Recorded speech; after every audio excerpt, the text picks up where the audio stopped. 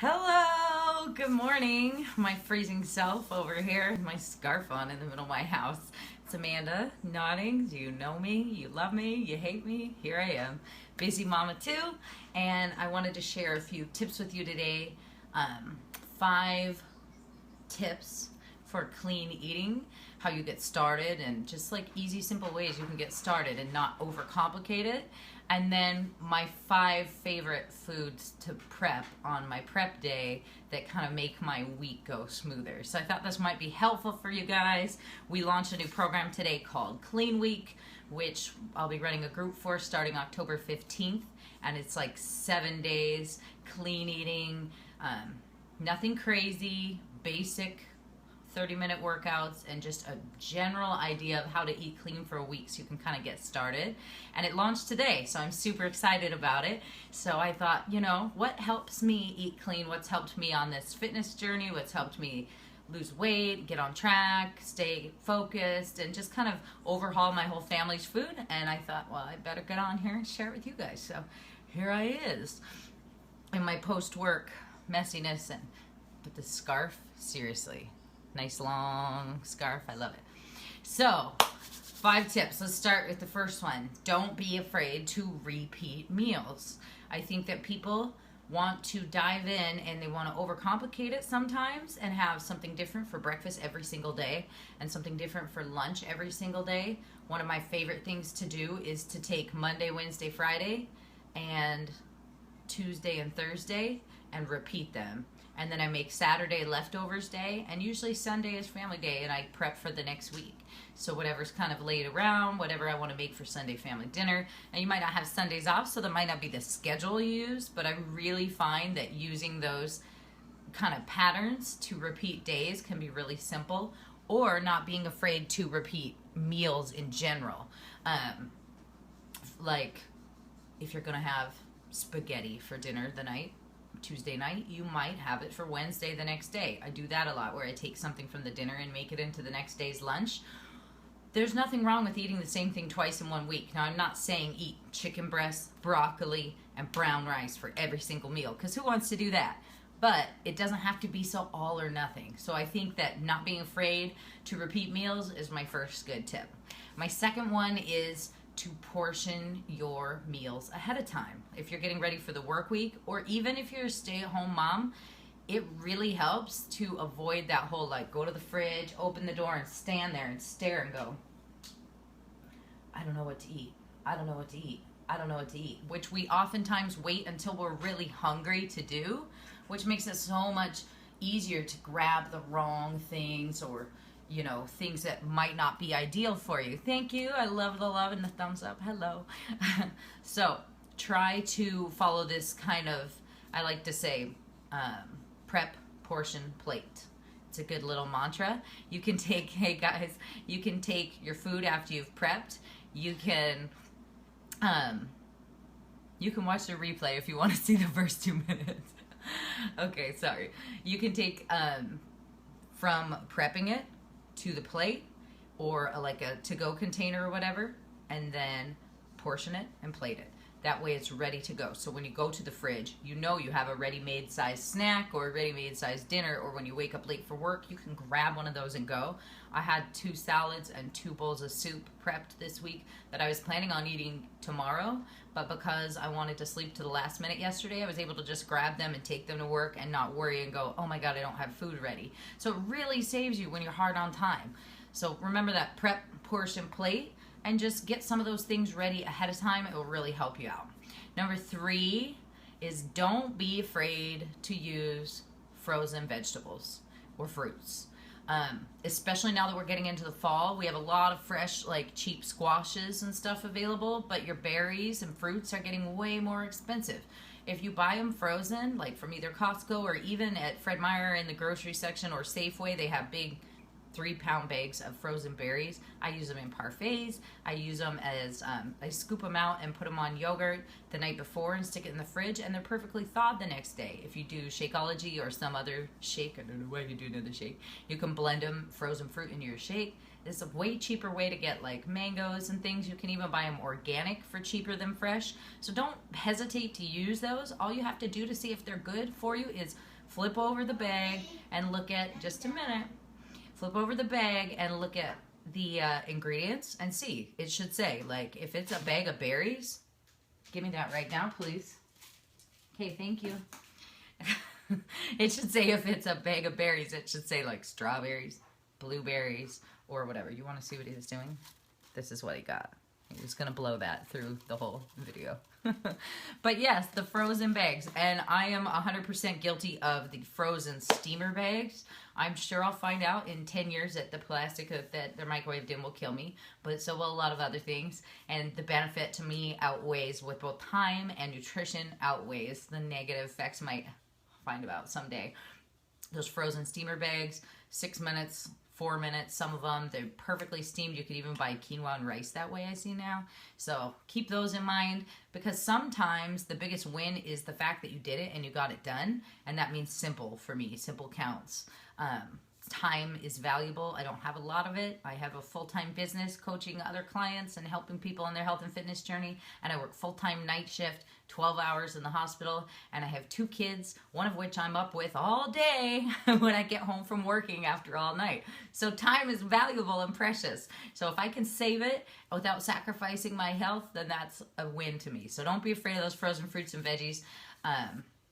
Or things like the 5-minute rice. If you don't have a rice cooker and hours to cook it, get that it's just parboiled rice. So usually it's been partially boiled, then dehydrated so that it cooks faster. It's not usually full of other chemicals or things. It's just that it's been parboiled in advance, and that can really help you. Number 4 is embrace shortcuts. So sometimes dollars are worth time, kind of on the same like thing I was just talking about, right?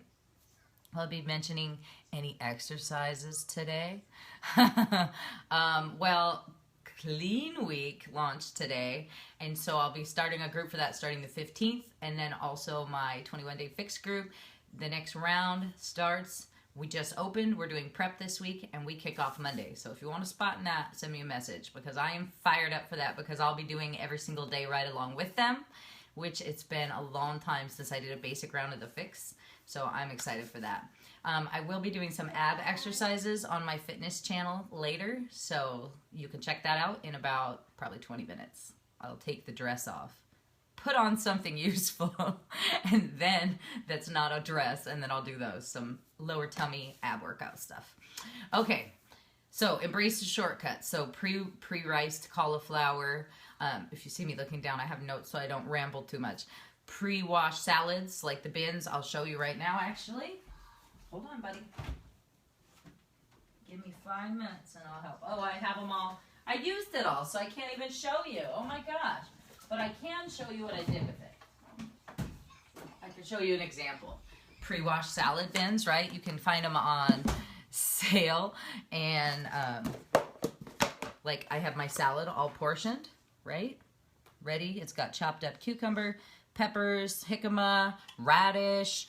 I roasted up some pumpkin seeds, and I've got those portioned over here in little things, so they're all ready to go. And I made 2 clean salad dressings, right? I have sesame ginger and a Greek ranch. I put them in mason jars, and then when I'm ready for work, I pour them out and they're ready to go. Do any fast foods have menu items we can substitute? Sure. When I would stop by, like, if I was in a bind and I'd stop by, like, McDonald's, I used to get the Southwest chicken salad with no dressing and just use the lime as the dressing, and I would add an extra chicken breast. Just be aware that you're not getting 100% chicken 99% of the time. They're not always cooked in the most healthy ways, and you always want to go for the grilled breast over the breaded. But anyway, that's a whole nother video. So yeah, I took my salad bin and I portioned it out like this, and they're ready to go. It's a massive salad, you can see, and I have that to take to work. So, or if I'm in a pinch and I'm hungry. So don't be afraid of those little pre-washed things. Rather than buying a giant head of lettuce and spending time to chop it, you might save $1. So it's up to you to decide if that $1's worth your time. riced cauliflower, for instance, you can buy it in freezer bags or fresh bags in the produce section. It's about $1.50 more than if you bought 2 heads of cauliflower and did it yourself. However, I've made my own hummus on my fitness page. On my YouTube channel, you can find them. And I've made my own rice cauliflower several times and showed you how to do that. But rice cauliflower took me about a half hour to make, and then I have to clean the whole food processor. So I am definitely guilty of buying them pre-riced, and I will admit it. And sometimes that time's worth money. So embrace those shortcuts. The 5th thing leads into my 5 favorite foods to prep. So the 5th tip is batch cook to save you time. This is where you do a meal prep. For me, I used to do it on Sunday. I still do it on Sunday. Elijah, can you be quiet, honey, for me? I'm almost done.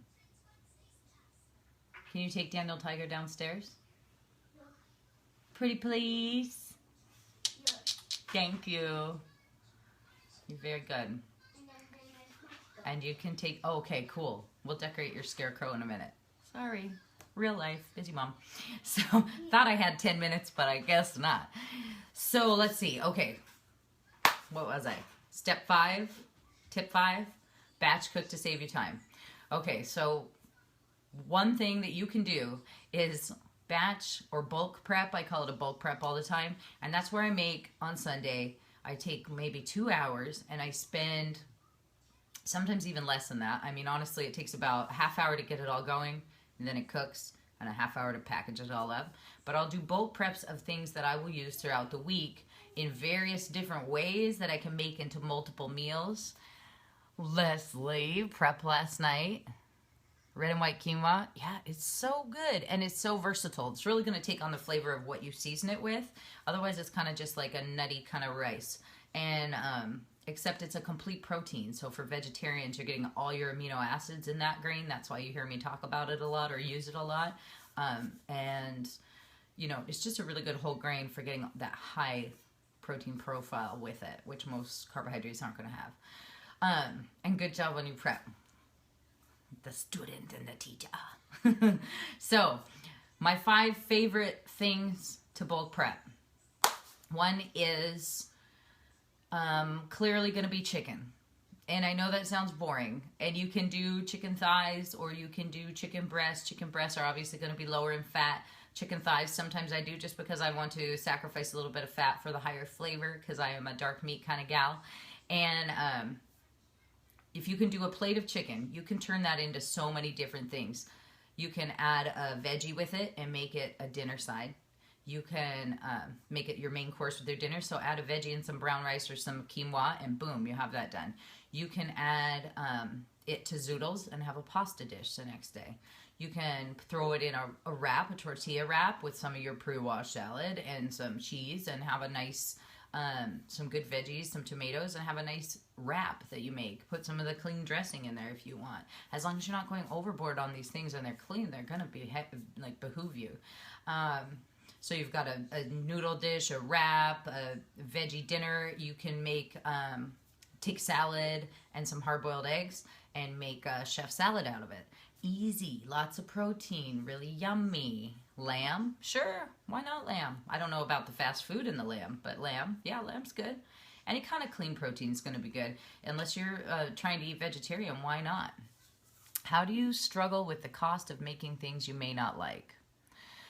Well, I thought about doing a video about this the other day, and I probably should, but I think it's a whole separate video and a blog post, which I already wrote, Amanda, because I read your comment the other day, and it inspired me, but it's in the drafts in my blog because I was hesitant to post it because it's kind of keep it real, Amanda.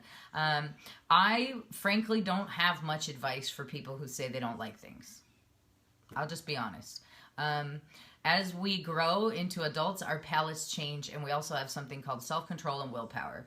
As we eat clean, even for a week, consistently, your palate will change. The things that you found good at the beginning of the week will taste better and more flavorful by the end of the week. Things you didn't used to like might taste better after you've been eating differently for a while.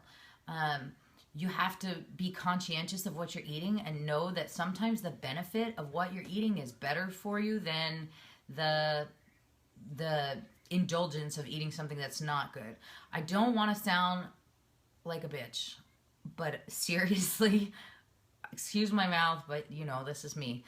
I really find it hard to say, well, I don't like this, or I don't like this, or I don't like this. I spend so much less money cooking, eating clean, and buying my food in advance and doing a bulk prep like this than I ever did before. I don't fill my fridge full of vegetables that I don't eat this way because they're ready to go. And I don't waste money on fast food. A fast food meal, one fast food meal is like $9 now for one person for an extra value meal. And it's like, I don't know, most of the dinners I make for my family cost like $1.50 a person, if that.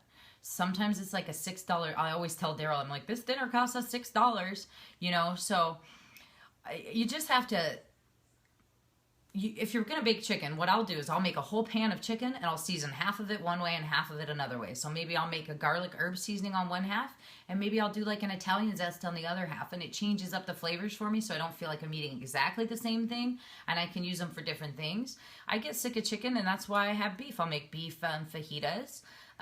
So you can eat other meats and you can season them different and turn them into different foods. But I think the problem, one thing that might help you, Amanda, is don't try and make a week's, follow this video and think of these tips. Don't try and make a week of all new recipes. My best advice to anybody in that regard is to only try one new recipe a week. Like I will pick more extravagant or more complicated meals for my nights off. If I'm going to make something more elaborate, like there's a 21-day fix lasagna that I saw on Fix8 cooking channel, because my Beachbody On Demand has a Fix8 channel, and it has these recipes. And a value meal. No, it's not a value meal for $9. Exactly. And it's not a value for your health, because you know what that meal is going to cost you in the long run in diabetes, obesity, cholesterol meds, blood pressure meds. Just don't even get me started. But as far as like the meals, so if I want to do something different like that lasagna, I'm not going to do it tonight because I work tonight and I worked all last night. I'm going to save it for my day off, and it's going to be one meal that I try that's different until my family tries it and we know if it's good or not. So when I did the Crock-Pot group last week, I had never made the pork applesauce sweet potato dish. So I made it once. We were able, Daryl ate it 3 times for leftovers.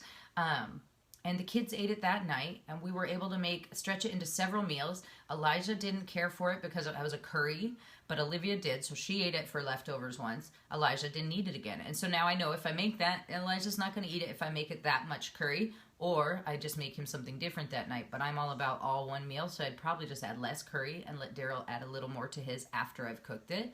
So now I know that other than that, the family really loved it, and Daryl loved it the way it was. Olivia liked it the way it was too. It's just Elijah, who's the youngest, who had trouble with the spice. That's one new meal for the week. I'm not going to do 5 different ones and then end up with 5 meals that nobody liked and a bunch of leftovers that nobody wants. I'm going to keep it simple most of the time.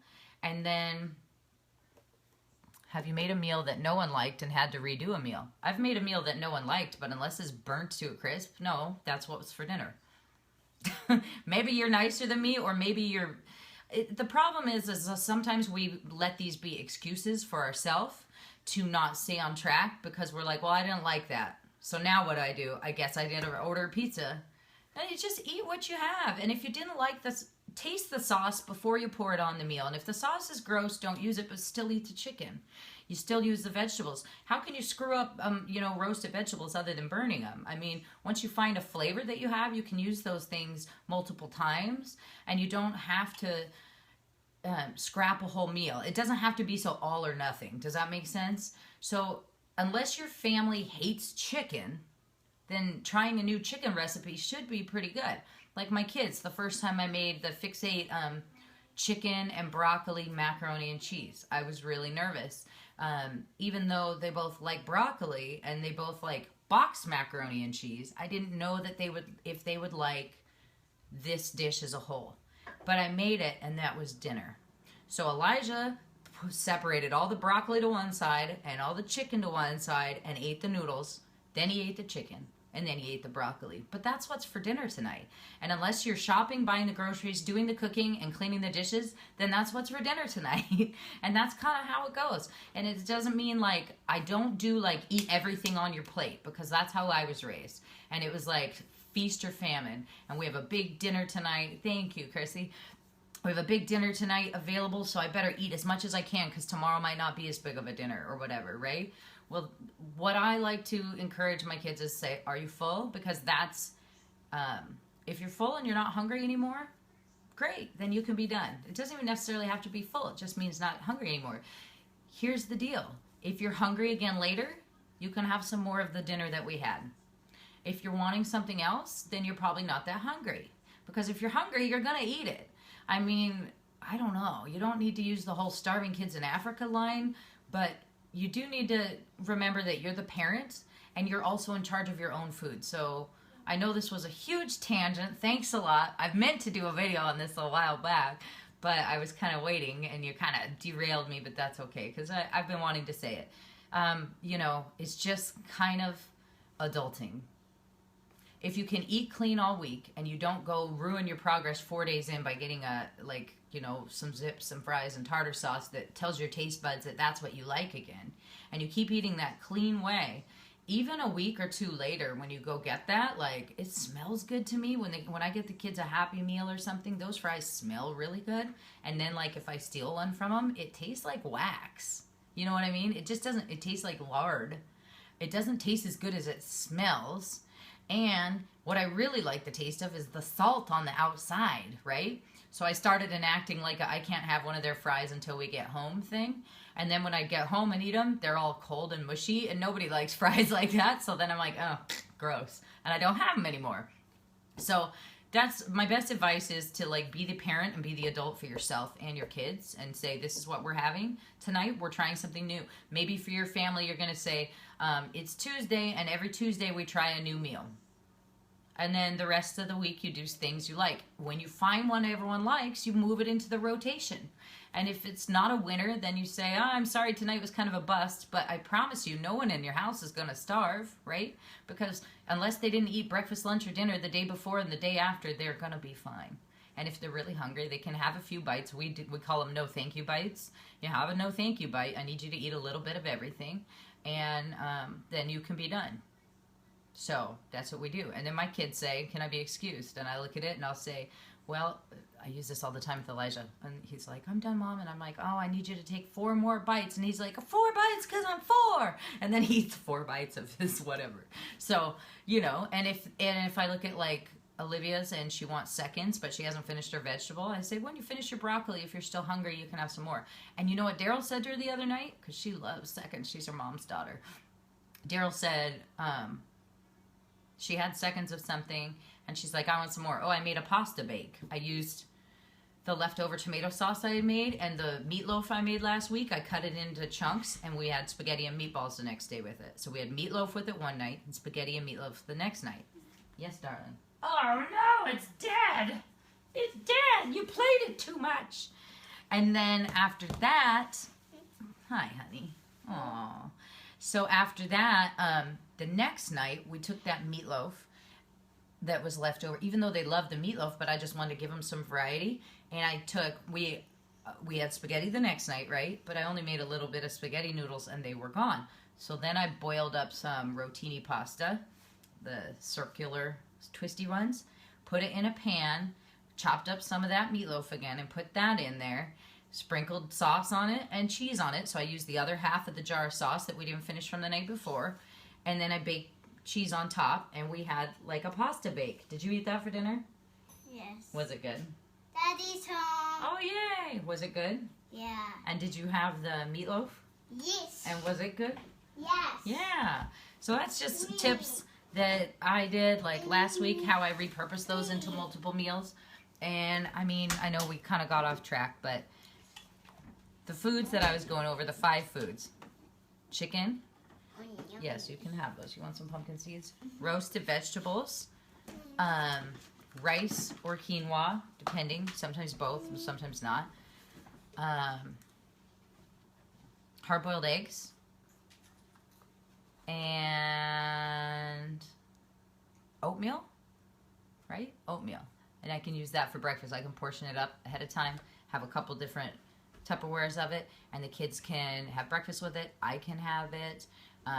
Really easy to turn into multiple things. Like the hard-boiled eggs, I can have for breakfast. I can have for an afternoon snack. I can chop them up and make a chef salad with it, right? There's 3 different things. So when you're standing at the fridge, like we were talking about, going, oh, what's a good snack? A hard-boiled egg is a good snack, and it's full of protein and healthy fat. And if it doesn't sound good, maybe you're not supposed to be standing in front of the fridge and hungry, right? Or maybe it's not time to eat. The chicken breast, I told you about the 5 different ways you could turn that into different things. Oatmeal, multiple meals. Oh, and a good tip is don't be afraid to use, like my salad dressings, the mason jars to keep things fresh. You can make salads in them and have salad jars where you put a little bit of dressing in the bottom, and then you put your harder ingredients like cucumbers, radishes, whatever, up to your salad on top. Then nothing gets soggy, and then when you get to work, you just shake that sucker up, pour it on a plate, and you have your salad.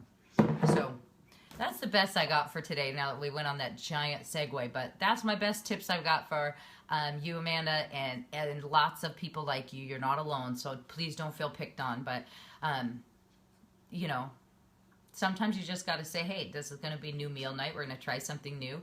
Ask friends for recommendations. And then don't do something that you know you hate. That's another tip for that. I had a client once who... love snacking on hard-boiled eggs. Yeah. I had a client once who had her first Shakeology, right? But this could be any food. And she posted it. This was when I was a brand new coach. And she posted in my group, that was disgusting. I can't stand it.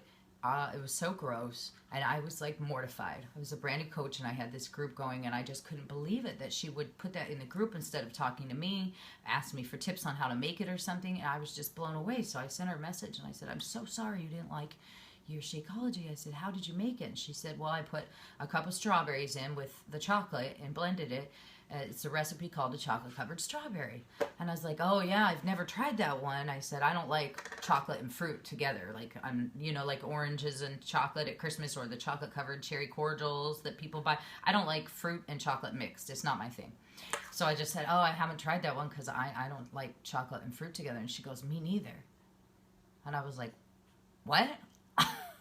Well, then why'd you make it? So just keep that in mind. Like if you don't, I was like flabbergasted. Well, why'd you try that? Like I like chocolate and peanut butter, so I do chocolate and peanut butter. I do chocolate PB2 in my vegan chocolate Shakeology all the time, and it's amazing.